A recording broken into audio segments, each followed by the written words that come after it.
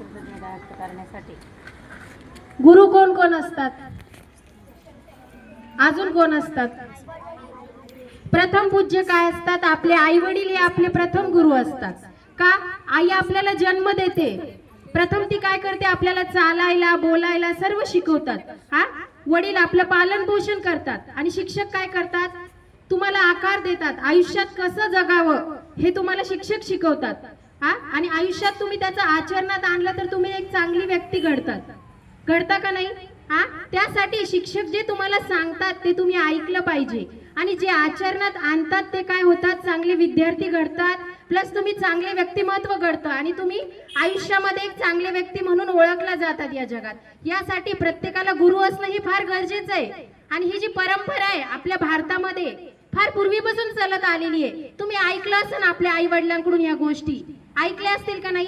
की पहिले काय होती? गुरु शिष्य परंपरा होती. पहिले तुम्ही याच्या राम लक्ष्मण याच्या गोष्टी ऐकल्या असतील. मागं मी पालकांनाही सांगितलं होतं की आपल्या विद्यार्थ्यांना सांगायच्या आहेत या, कारण ती आपल्या भारताची संस्कृती आहे. तर तुम्हाला सांगितल्याच असतील. जे काही कितीही असो, राजाचा जरी मुलगा असला तरी त्याला काय व्हायचं? शिक्षणासाठी शिक्षकाकडे जावंच लागायचं, गुरुंकडे जावं लागायचं आणि काय व्हायचं? गुरुंकडून शिक्षण घ्यावं लागायचं. ही परंपरा होती. असं काही नव्हतं. आज आता तुम्ही काय करता? शाळेमध्ये येता, शिक्षण घेता का नाही सर्वजण? आता हे सहज सोपं झालंय, पण पहिले असं होतं का? नाही. तर जसं आता आपण म्हणतो काही ठिकाणी हॉस्टेल झालेत, तशा प्रकारे तिथे पहिलेच्या काळी काय होतं? शिष्याला जाऊन राहावं लागायचं, तिथे शिक्षण घ्यावी लागायचं आणि त्या शिक्षकाच्या मनावर, त्या गुरुच्या मनावर राहायचं की मला कोणाला माझा शिष्य बनवायचंय. हा, समजा आता तुम्ही काही परीक्षांसाठी एंट्रन्स एक्झाम देता का नाही? आता तुम्ही देत नाही, समजा मोठं झाल्यावर देणार आहे. आता सध्या तुम्ही समजा काही विद्यार्थी स्कॉलरशिप देता, अशा वेगवेगळ्या एक्झाम देता का नाही? नवोदय देता, त्याच्यातून तुमचं सिलेक्शन होतं एका विशिष्ट शाळेसाठी. तेव्हाच ती तुम्हाला ती शाळा निवडती. का निवडती? तुमच्यातले गुण, सुप्त गुण बघूनच ती निवडती. तशाच प्रकारे पहिलेचे गुरुही त्यांचा शिष्य निवडण्याच्या आधी त्यांची परीक्षा घ्यायचे आणि त्यानंतरच आपला शिष्य त्याला निवडायचे. अशा भरपूर गोष्टी असतात. पण मी तुम्हाला एक गोष्ट आवर्जून सांगू इच्छेल. आता असंच एक काय होता, एक प्रसंग आहे बघा. एक मुलगा होता समजा, त्याला शिष्य बनायचं होतं एका गुरुंकडून. त्याला त्याच गुरुचा शिष्य बनायचं होतं. त्यासाठी त्याने काय केलं असेल? त्या गुरुंच्या आश्रमात गेला आणि गुरुंना म्हणाला की मला तुमचा शिष्य व्हायचंय. पण शिष्य काय, गुरु काय म्हणाले असतील? मी तुला एक मंत्र देतो आणि तू 1 वर्ष जप करायचा आणि मग माझ्याकडे ये, मग मी तुला शिष्य बनवून घेईल. मग त्याला वाटले फार सोपं आहे. मग तो गेला, 1 वर्ष जप केला त्यानं आणि वापस आला. तिथे असं समजा एक शिष्य होती, ती झाडून काढत होती. तिनं काय केला? कचरा त्याच्या अंगावर टाकला. त्याच्यानंतर काय झालं? त्याला खूप राग आला. तो तिच्यावर खूप ओरडला, चिडला, तिला खूप काही बोलला आणि त्याच्यानंतर तो काय केला? गुरुंकडे गेला आणि म्हणाला मी 1 वर्ष जप करून आलोय, आता तुम्ही मला शिष्य बनवून घ्या. त्यावेळेस काय म्हणाले गुरु? की नाही, तू काय करतोयस? अजून नागासारखा द्वंश करतोयस, यामुळे मी तुला अजून शिष्य नाही बनवणार. तू काय कर, अजून 1 वर्ष याच मंत्राचा जप कर आणि पुन्हा ये माझ्याकडे. मग अजून 1 वर्ष त्या शिष्याने जप केला, पुन्हा आला. दुसऱ्या वेळेस तिनं काय केलं? ती शिष्य वापस झाडून काढत होती, तिनं काय केलं? आता ओला कचरा त्याच्या अंगावर टाकला. यावेळेस पण तो एवढा चिडला नाही, पण तिच्यावर रागवला आणि मग पुन्हा त्या गुरुंकडे गेला की मी अजूनही 1 वर्ष जप करून आलो, आता तरी तुम्ही मला शिष्यत्व द्या. त्यावेळेस काय म्हणाले गुरु? तू आता नागासारखा द्वंश करत नाही, पण तू काय करतोयस? नागासारखे भूतकारे सोडतोयस. अजून तू 1 वर्ष जप कर. यावेळेस त्याला कळालं. यावेळेस त्याने जाऊन डबल जप केला आणि त्याला त्याची चुकी कळाली आणि त्यानंतर तो तिसऱ्यांदा आला. त्यावेळेस काय केलं त्या शिष्यानं? तर पहिल्याच्या काळी सारवलं जायचं, तो पूर्ण शेणाचा कचरा अक्षरशः त्याच्या अंगावर टाकला. त्यावेळेस तो चिडला का? नाही चिडला. यावेळेस रागवलाही नाही आणि तो काय म्हटला त्या शिष्याला? धन्यवाद, मी 2-3 वर्षापासून येतो, तूही माझ्यावर तेवढीच मला एक चांगलं शिष्य घडवण्यासाठी मेहनत घेतेयस, मी तुझे आभार मानतो. का? त्याला कळालं होतं की गुरूंना काय पाहिजे होता? त्याच्यातला अहंकार कमी करायचा होता. जर शिष्यत्व जमा व्हायचं असेल कुणाचं, तर आधी आपल्या स्वतःमधला अहंकार हा आपला कमी झाला पाहिजे. त्यावेळेसच गुरु त्या शिष्याला त्याचं शिष्यत्व देत होते. आणि यावेळेस तो तिचे धन्यवाद मानून मग गुरुंकडे गेला आणि म्हणाला मला शिष्यत्व द्या.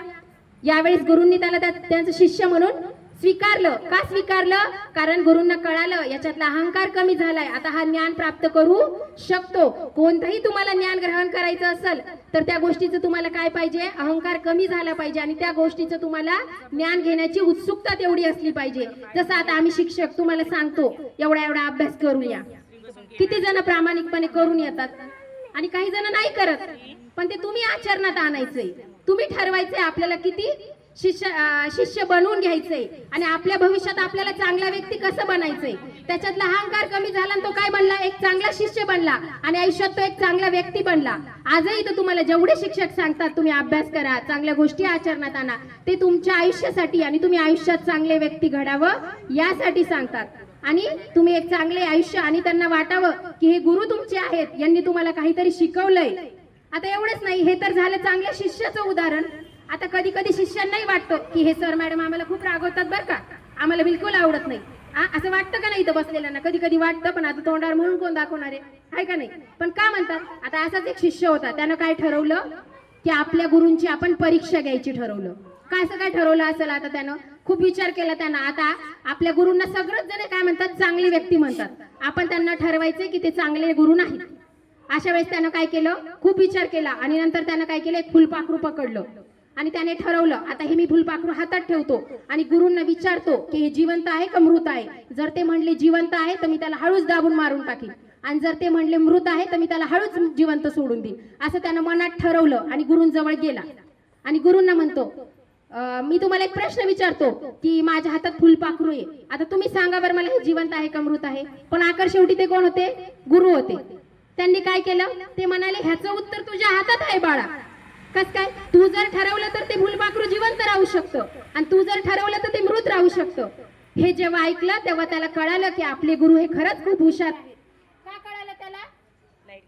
की कारण गुरूंना काय आहे, त्यांना ओळखलं होतं की आपल्या शिष्याला काय करायचंय, आपल्याविषयी जाणून घ्यायचंय. त्यावेळेस गुरूंनी काय सांगितलं की तू ठरवलं तर हे काय राहणार आहे? जिवंत राहणार आहे आणि तू ठरवलं तरच हे मृत होणार आहे. त्यावेळेस त्या शिष्याला त्याची चुकी समजली आणि त्याने त्याच्या गुरूंची माफी मागितली आणि त्याला समजलं आपले शिक्षक का महान आहेत.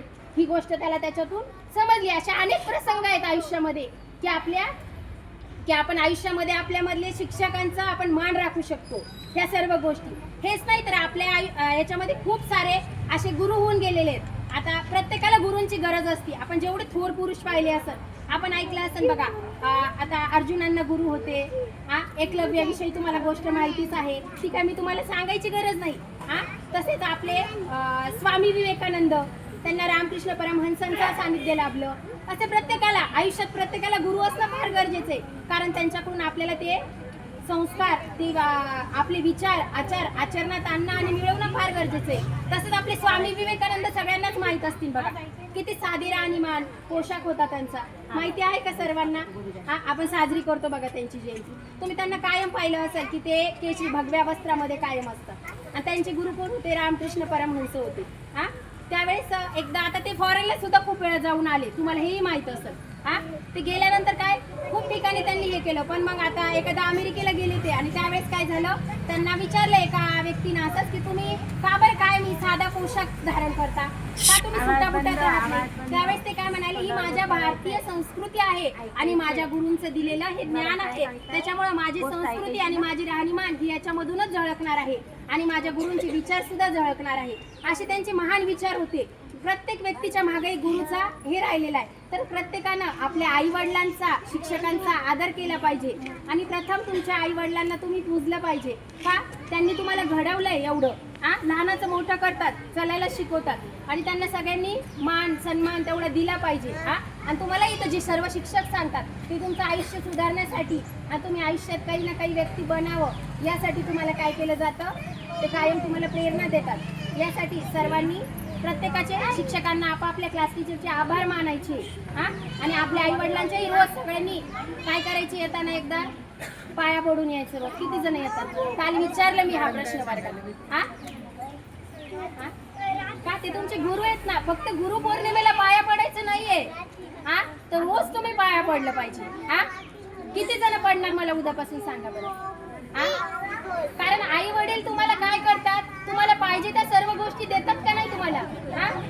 शाळेमध्ये तुम्हाला सर्व देतात का नाही? कधी काही